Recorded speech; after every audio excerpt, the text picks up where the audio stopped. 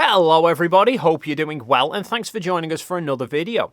Now, recently I published this video addressing claims that flat earthers make about how they think the earth gets measured flat. The most vocal of which is Nathan Oakley, and my video was focused very heavily on his claims.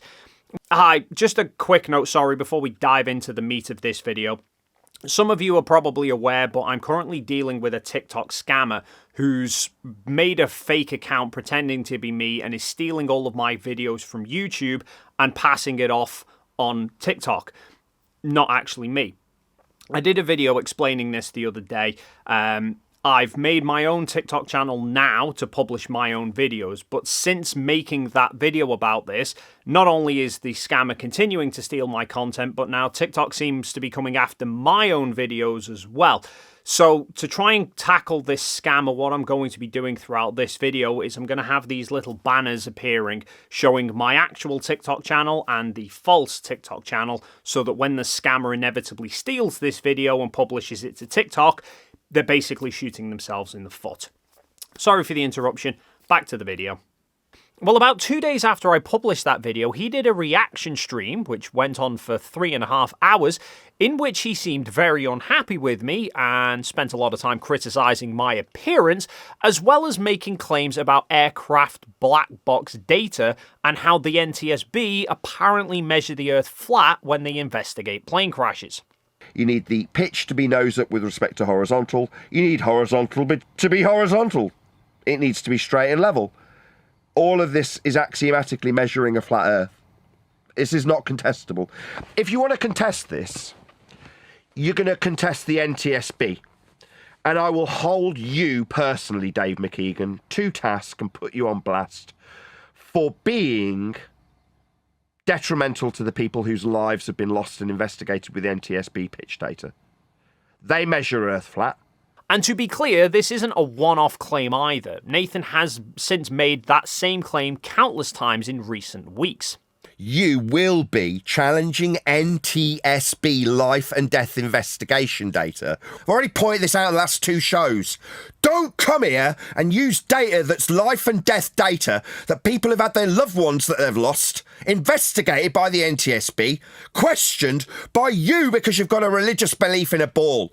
Now, I did release a video response to this the other week, which addressed a large portion of Nathan's stream, such as redestroying his claim that you can't get elevation angles from curved surfaces, and his claim that surveyors measure the Earth flat, even though surveying materials such as this will tell you surveyors include Earth curvature into their measurements, which means they're actually measuring the Earth as a globe. But Nathan's responses since seem far more interested in continuing to bring up my appearance rather than actually addressing the arguments. Some might say he protests a bit too much about my appearance. Sort of like when a kid reaches adolescence and they start to have feelings towards other people, but they're too embarrassed to open up about it, so instead they go to the other extreme to try and play it down. Or it would be like if I was too embarrassed to tell you how great today's sponsor Brilliant.org is, and then going on to say how it's awful, rather than explaining how it makes learning fun and engaging by using interactive animations to help you visualize topics, how they offer classes on a huge variety of subjects, with classes to suit all abilities, and how you can jump to whichever bits meet your needs. Instead, here I am telling you that I enjoy using it so much that I've been using it consistently for more than 900 days. And thanks to its app, you can use it whilst travelling. I not only completed lessons whilst in Antarctica, but even during my recent honeymoon visit to Sydney. But don't just take my word for it, try it for yourself. Get started today by visiting my link brilliant.org/Dave McKeegan. And doing so will also get you 20% off their annual subscription. Anyway, let's tackle Nathan's claims about the NTSB, because I'm not really sure why he's focusing so much on the NTSB specifically, when the black box data that he's referring to is the same data that's being given to the pilots that they're using to fly the plane in the first place. But he focuses on the NTSB using pitch data and states that it's a flat Earth measurement. You need the pitch to be nose up with respect to horizontal. You need horizontal to be horizontal. It needs to be straight and level. All of this is axiomatically measuring a flat Earth. This is not contestable. If you want to contest this, you're going to contest the NTSB. Now, I actually did a video a while back about aircraft gyros, pitch data, and how the gyros can self-correct for curvature so that the pitch data is always referencing its pitch in relation to the local horizontal of the plane rather than that of the plane's starting position, which Nathan also did a reaction to by seemingly ignoring it, because a few weeks later the topic of avionics came up during one of his shows, and there was a bit of a heated exchange between Nathan and one of his regular panel members, Brian's Logic. But that's what you're missing. Whatever you say then concerning the data and concerning flight won't mean anything, because you look to an ignorant audience. You look like someone who doesn't understand what 10 times you've said I'm stupid, ignorant. I don't get it, Brian. It's just not fun listening to you tell me this. I got your point. Thanks, Brian. Can we move on now? As much as it is fun to listen to you tell me about how gaps in my expertise are going to make me look stupid. Thanks, yes. Where they were talking about, hypothetically, Nathan going on to podcasts as a self-proclaimed expert of flat Earth, but Nathan acknowledging that he doesn't actually know the details of how avionics work, yet is claiming that they measure the Earth flat. But that doesn't mean that if I'm in front of somebody, even if it's Neil deGrasse Tyson, who's got more years on me in this subject, wouldn't mean I'd be in any way fearful of what I absolutely know, being an expert in this subject, or that I need their validation in terms of their ability to overcome something in my repertoire that I don't have 100% knowledge of. I have no knowledge of avionics. And Brian seemingly wasn't happy about Nathan publicly representing flat Earth in these discussions without having a good grasp of the topic of avionics, when he may then come up against people who do. It's not your confidence that's in question. It's your competence in a situation where someone brings up that Mercury switches situation, and can you successfully show them to be wrong and show them to not understand the situation? Because I can't. Yeah, I got that. And if it was the case, Brian, that it was, I don't know, a year ago, and the answer was no, I'd just have to be able to have the humility to say, I don't understand this aspect that this particular opponent has put to me. Does it alter any of my argumentation? No. Will it make that particular point? Oh, my God. Now, I have to give credit to Nathan here because he must be a damn quick learner.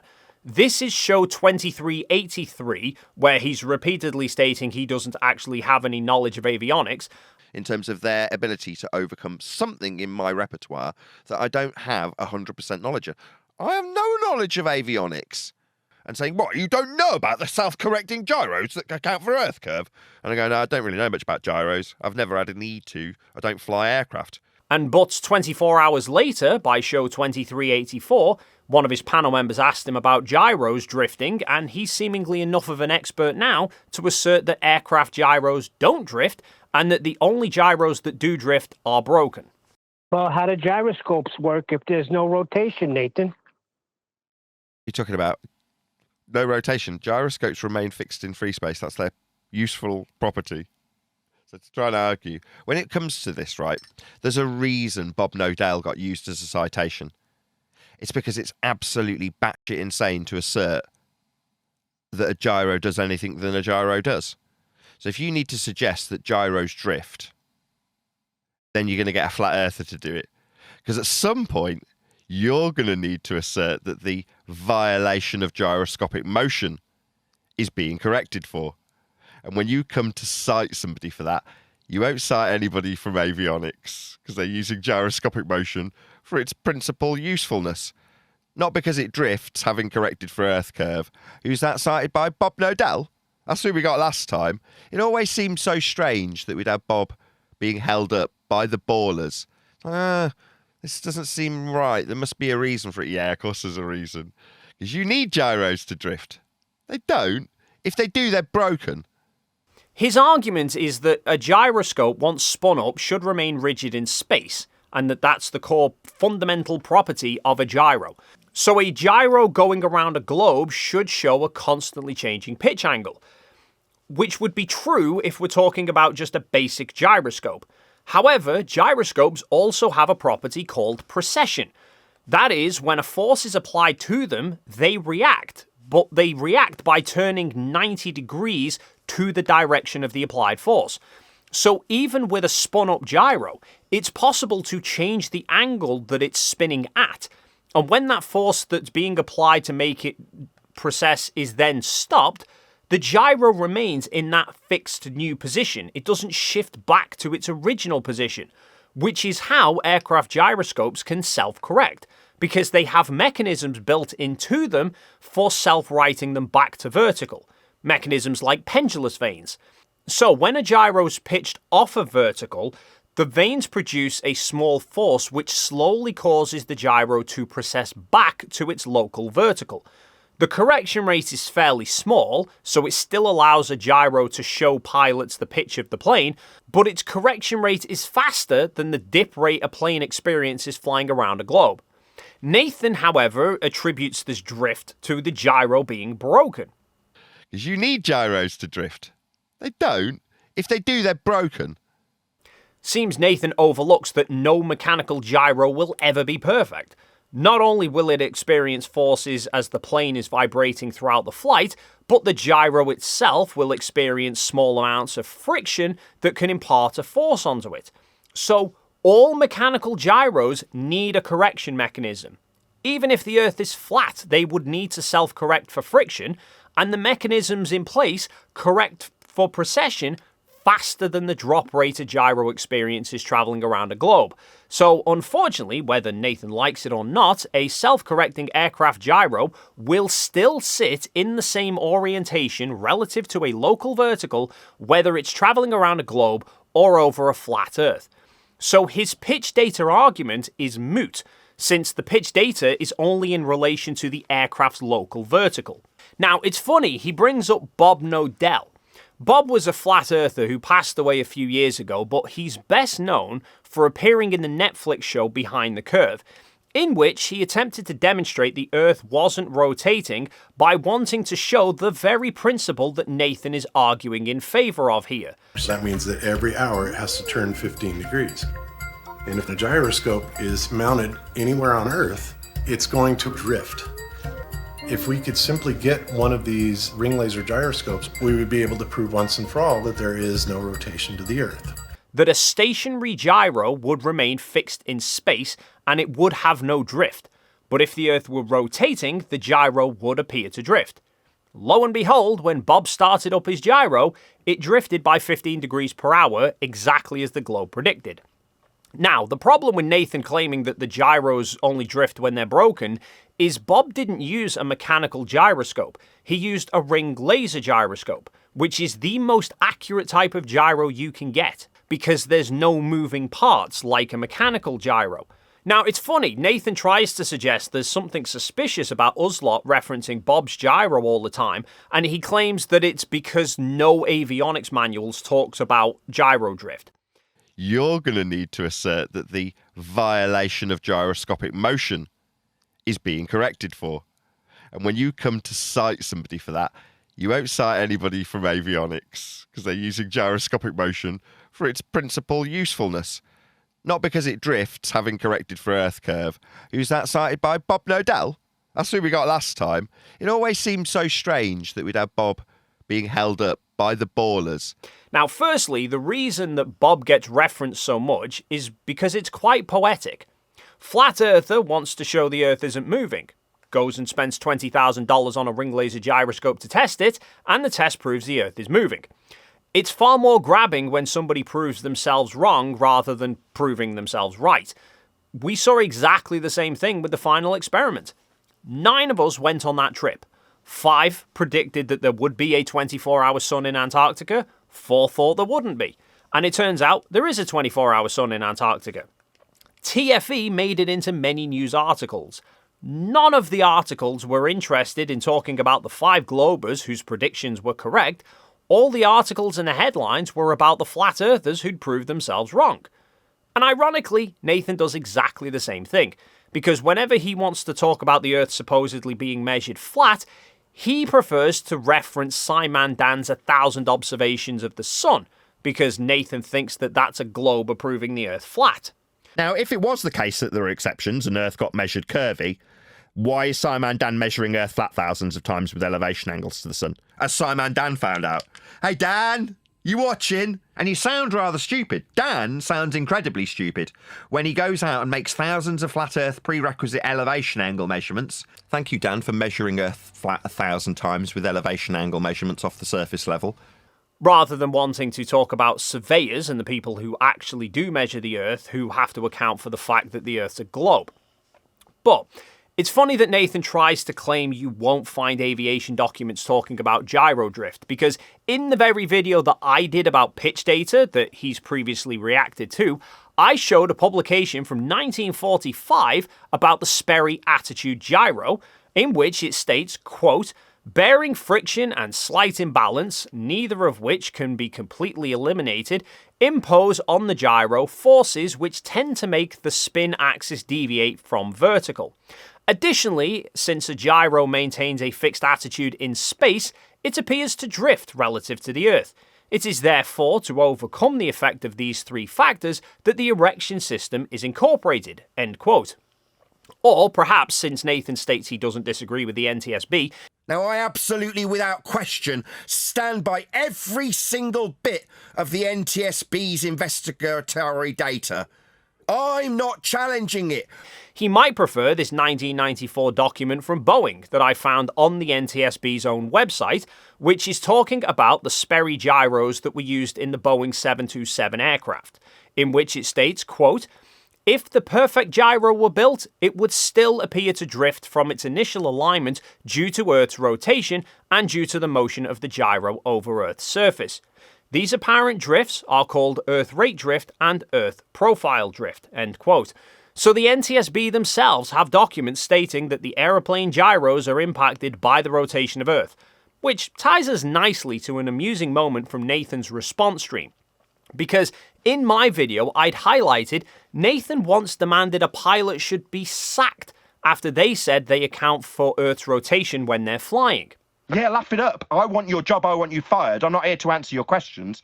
All I'm waiting for is to find out who you are, after finding out how dangerous you are, because I want to appeal to your employers to have your job taken away.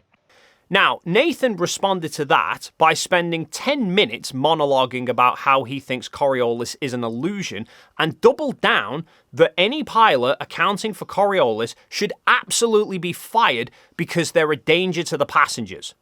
To create this effect that this pilot says he's correcting for. He's not, he's a retard, and he should be fired if he's a pilot. But a few moments later, he reached my next point where I highlighted that by Nathan's own admission, there's no accurate map for a flat Earth, so how are pilots supposed to plan their flights? But he seems to have no concerns about pilots not having an accurate map to know what. So why would I be concerned about what pilots do when they fly in straight and level flight? I'll leave that to flight controllers. So pilot accounts for Coriolis, fire them because they're a danger to passengers. Pilot has no clue what direction to fly or how much fuel they're going to need. Not Nathan's problem because he's not a pilot. Well, unfortunately for Nathan, I've been shopping and I bought a book called Global Navigation for Pilots. It was written by Dr. Dale DeRemer and Gary Ulrich. Dale is not only a qualified pilot with more than 24,000 hours of flight time, but he's also spent 20 years teaching aviation. And Gary has 38 years of flying experience and is an associate professor in the aviation department at the University of North Dakota. This book was published by Aviation Supplies and Academics, and the foreword for it comes from a Captain Van Wormer, a Boeing 747 pilot, who describes the book as a welcome addition to fill this important gap in the dissemination of aviation knowledge, and stating, "All the procedures described in this book are the result of input from present-day users of the system." So this book is written by pilots for the purpose of teaching new pilots. Just like my surveying book was written by surveyors for the purpose of training surveyors to not measure the Earth flat. And just like the surveying book, this one has many areas showing that Nathan is completely wrong. I mean, there's a paragraph here, for example, entitled Earth's Rotation, which is just next to the paragraph called Earth's Spherical Shape. This paragraph states, quote, "The purpose of the gyro is to measure rotational motion of the aircraft with respect to Earth. However, the laser gyro in a strap-down position configuration inherently measures the movement of the aircraft with respect to space. The Earth rotates with respect to inertial space at a rate of 1 rotation per 24 hours as it spins from west to east on its own axis, plus 1 rotation per year as it revolves around the Sun. The sum of these two rates is approximately equivalent to an angular rate of 15.04 degrees per hour. The microprocessor compensates for this rate by subtracting this value from the signal measured by whichever gyros are pointing eastwards.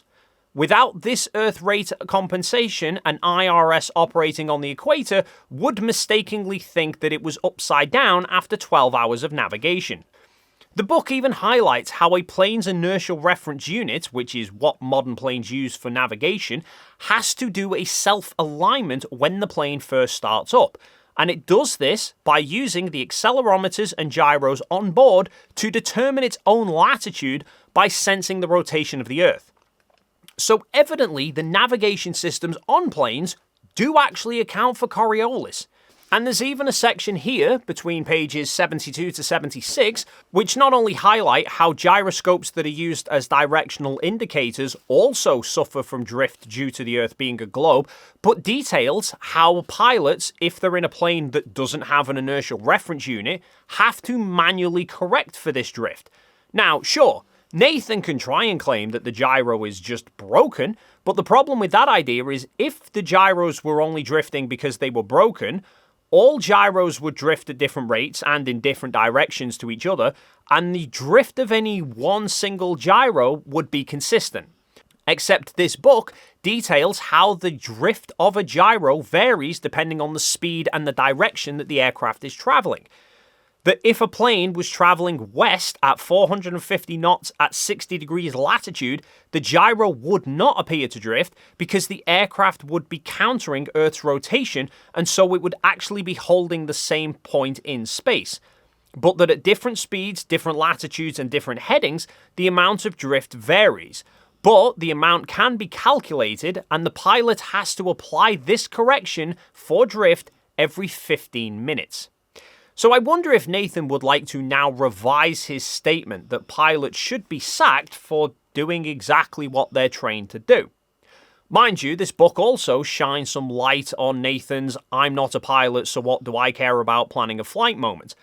I mean, the title of the book is somewhat of a clue, but the pilots use the globe.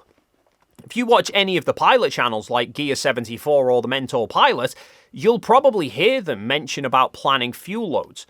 Because a plane does not want to be carrying more fuel than is necessary because that's extra weight that they have to carry. But they obviously need to make sure they have enough fuel.